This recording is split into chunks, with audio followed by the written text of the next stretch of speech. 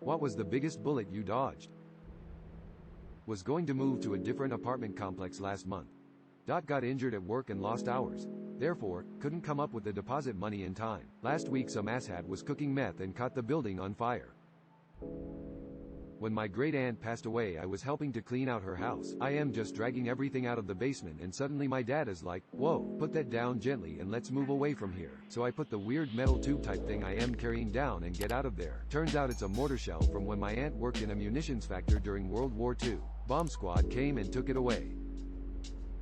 Not me, but I had a field service engineer working on one of my big robotic liquid handlers. He decided to bypass the safety pin that prevents the heads from moving while the cover is open while he had a diagnostic program queued up on the computer. What he didn't know was that the instant he reinserted the safety pin, the machine would execute the queued instructions and start moving, and he had a hand inside it right in the danger zone. I grabbed his shoulder and yanked his hand out an instant before it was crushed. He stopped ignoring me when I told him to stop bypassing safety lockouts to save a few minutes. I can answer this in a literal way. When I was a child, I was playing video games with my little brother. Well, he found our dad's weapon and fired it. No one was hurt, but it scared the crap out of me. My first husband and I were separated. He showed up at my apartment building unannounced and someone let him in because they recognized him from when he lived there. He wanted to come upstairs, but I met him in the lobby instead, where there were cameras and other people. He had never been violent towards me, but it didn't feel right to allow him into my space. He asked me to go for a drive with him and I refused. I offered to help him get help. Mental health issues that he refused to treat. He declined and drove away. He was missing for a few days but turned up several states away visiting a friend. A few days after that he took his own life using a hand weapon. We found out later that he'd purchased the weapon here, and headed straight out of town when I refused to get in the car with him. To this day, I am thankful that I never got in that car with him. He'd never even talked about buying a weapon before. I had no idea he was armed. Who knows what would have happened. A few years ago I had pneumonia, but my whole family insisted that it was just post-nasal drip, which runs in the family. After a week or two I woke up in the middle of the night when I couldn't feel my arm. After I got to the doctor said that it was the worst he'd ever seen and he was surprised I wasn't dead. I had 3 pounds of mucus cut out of my lungs and another 2 weeks in the hospital siphoning out the rest. For 3 months afterwards I could barely walk half a mile without starting to pass out, and I still can't run for more than 200 to 300 yards without collapsing. Years ago I lived in Vancouver and liked to go for long walks. Beautiful city to do so. I was heading to a friend's first to drop something off and then cut through a neighborhood with a lot of Southeast Asian immigrants. The ones I got to talk to were mostly from Vietnam. I was aware of a van behind me, but it was midday and there were people out, so it was only a passing thought. A lady was working in her garden and as I approached her house she started to look behind me. Then she came out onto the sidewalk and started talking to me in her native language. I understood none of it, but her body language was agitated. She kept pestering to me to come with her up their walkway. As I look behind me I see 3 men getting out of the van, which is now parked just behind me. By this point the woman has a good grip on my arm and then has me dragged almost to her porch. She kept talking to me and pointing to stuff in her garden and I just listened, nodding, and kept a good eye on the men and van. I don't remember how long we were there, but the men finally left. Both myself and the woman let out huge sighs of relief. She then patted me on the arm, said something, and then went back to her garden. I booted it to my friend's house. On the news the next day was the story of a woman who was kidnapped and gang R-worded. The victim was grabbed on the next street over from the woman's house, not long after my encounter with her, by 5 men in a van. The men were distinctive and the description of the men and van fit the ones I had seen. That woman saved me from something horrible and I am forever thankful. Hubs, my sister, and I were hanging out around my parents' house on a very boring 4th of July. We decided to wash my husband's new car sitting in the driveway because it was hot out and an excuse to play in the hose. We were literally walking out the front door, and I said, "Hey, we should eat lunch before we get all wet and stuff," and everyone agreed. So we turned around and went back inside. I was warming up something in the microwave, a Hot Pocket I think, and all of a sudden I hear the loudest bang I think I've ever heard, from the direction of the front door. Hubs and I look at each other wide-eyed and run outside. I was greeted by the back end of a Crown Vic, smoking something fierce, plowed into the tree in the middle of our yard. For a split second I was just stunned, then screamed to my sister inside to call 911. I looked over to the driveway, at the car we had been planning to wash just 5 minutes ago. Totaled, completely totaled. Brand new 2011 G6, destroyed. Guy hit it so hard it did a complete 90-degree turn across the driveway. He actually hit it so hard, it ended up ricocheting and hitting the other cars in the driveway, mauling 2 other cars. Yard was effed. Crown Vic was effed. Tree was effed. We immediately assumed it was drunk driving, being the 4th and all. I went over to the driver's side and found a very old man, very bewildered.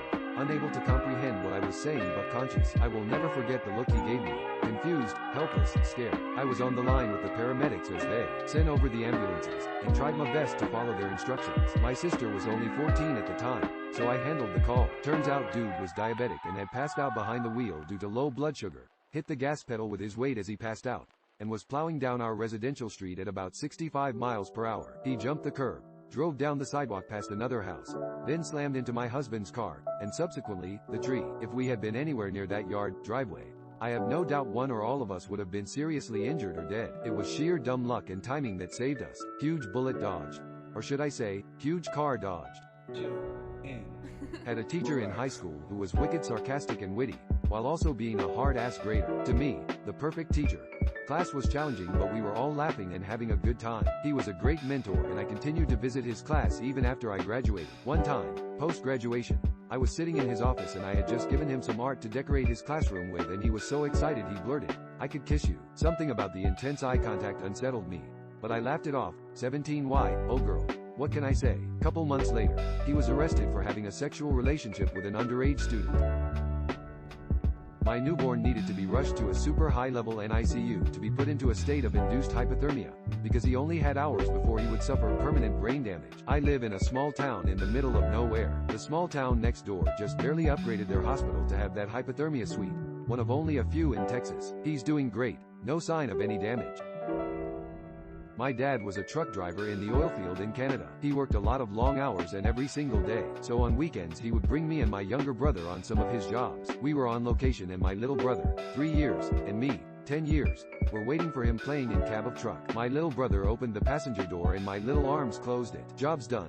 We start our trek home going about 35 kilometers per hour and the door flies open and I get sucked out of truck. I remember doing about 10 back flips as I tumbled out, hitting the ground on my back a few times and rolling my way to a stop. I stood up before the truck was even stopped in absolute shock. Next thing I see my dad looking for me and he burst into tears. First time I ever seen him cry. I'm 33 now and he still won't talk to me about it. Luckily the rig was in a farmer's field, so when we were leaving I landed on softer dirt. Not a single scratch on me. Dad thought he ran over me with trailer. Don't think we ever went to work with Dad again. I work for the company now.